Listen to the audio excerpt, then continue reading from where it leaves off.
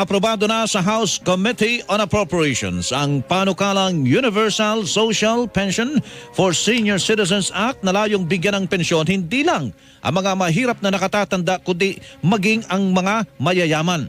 Kapag naging ganap na batas, lahat ng mga nakatatanda ang inaasahang makakukuha ng 500 pisong buwanang social pension mula sa pamahalaan at magdaragdag ng 100 piso kada taon hanggang sa maging 1,000 piso para sa bawat benepisyaryo. Sa ilalim ng social pension, maaari itong idaan sa ATM o kaya sa e-wallet para hindi maantala ang ayuda. Para sa mga benepisyaryo na nakatira sa mga malalayong lugar, mismo ang Department of Social Welfare and Development o DSWD ang pupunta sa kanilang mga barangay. Labis namang ikinagalak ni United Senior Citizens Party List Representative Milagros Magsaysay ang pag-usad ng panukala sa Kamara.